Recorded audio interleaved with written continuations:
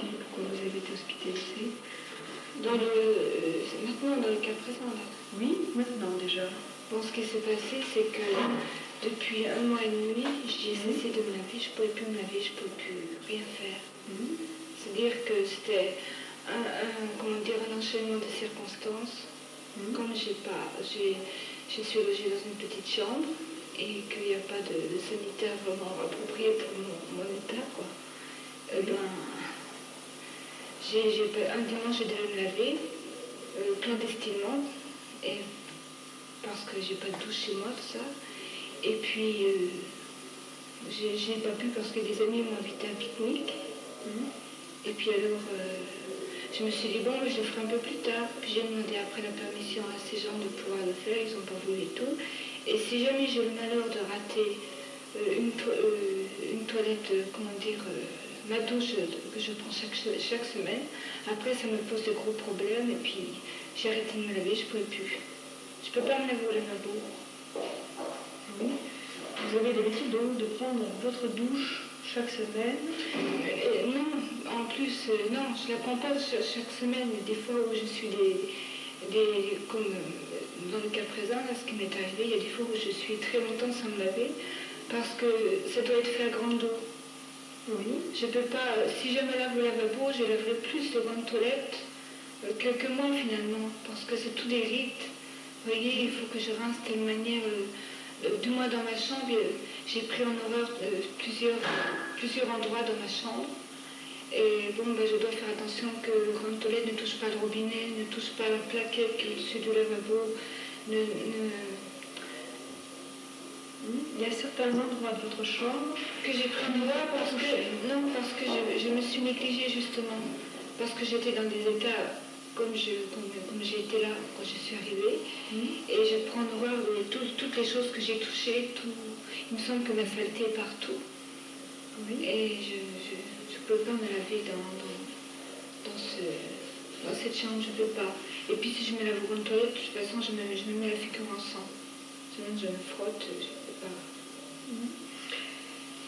Vous dites dans l'état où vous étiez quand vous êtes arrivée.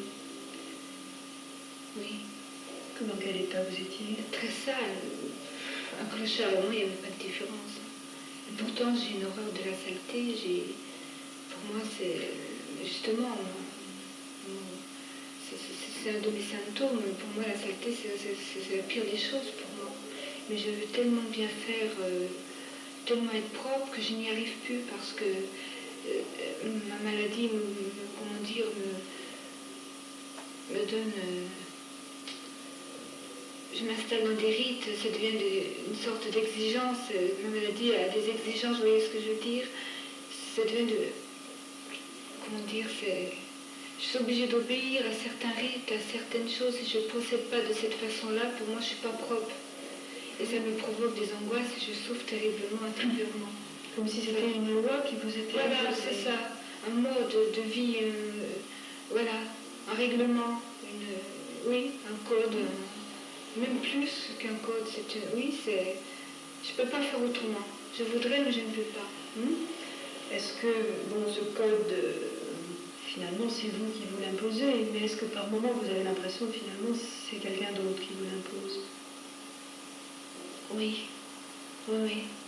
Non, parce que ça serait de moi. C'est pas marrant pour moi, mettons, de rester 24 heures sous une douche. C'est pas marrant, mais je suis obligée de le faire quand je suis dans un état comme ça. Il me semble que la saleté s'est incrustée même à l'intérieur de mon corps. Il faut que je commence par me rincer abondamment déjà, avant le savonnage.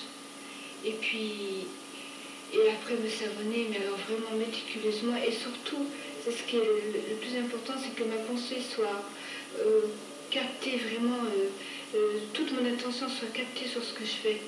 Et je ne dois pas penser à autre chose. Si par malheur, mettons, je sais pas, quand on fait n'importe quoi, même si on doit avoir l'attention rivée sur ce qu'on fait, il y a des fois où l'esprit, on ne peut pas toujours avoir l'esprit rivé sur ce qu'on fait. Et moi, tout d'un coup, il y a un doute qui me vient en moi, qui me dit, mais le temps que tu as pensé ça, tu n'as rien fait, tu as arrêté de te laver, et il me semble que j'ai rien fait du tout, même si ça fait 3 heures de temps que je l'ai fait. Oui. Comme s'il fallait effectivement que vous ne pensiez qu'à ça. Et qu'est-ce qui pourrait venir vous perturber dans votre rituel? Dans l'attention, mon attention, Oui. alors toutes sortes de choses, hein. Aussi bien mes pensées à moi. Oui. Mettons, bon, ça m'arrive, mettons, voilà, je viens à un cas précis, mettons, je suis en train de me laver les mains. Bon, je suis obligée, c'est un combat, hein. À chaque fois, jamais je me lave les mains à décontracter. Alors je me lave les mains, je commence à ouvrir le robinet. Alors des fois même j'ai du mal à m'approcher du robinet et tout. Si le lavabo est sale, c'est toute une histoire. Des fois je suis prise d'angoisse, je suis obligée de reculer, d'attendre que ça passe, de revenir. Et jusqu'à quand ça se calme, quoi. Et puis des fois ça se calme pas, je ne m'arrive pas. Alors comme des fois bon, je suis en train de me laver les mains, alors je chante pour essayer justement d'essayer de décontracter, de le faire tout en chantant, quoi. Et tout d'un coup, je suis obligée d'arrêter de chanter parce que si je n'arrête pas de chanter immédiatement quand la pensée me vient, il me semble qu'après, c'est toute une confusion en moi. C'est toute une confusion en moi et il me semble que justement que c'est faux, que je ne suis pas en train de me laver,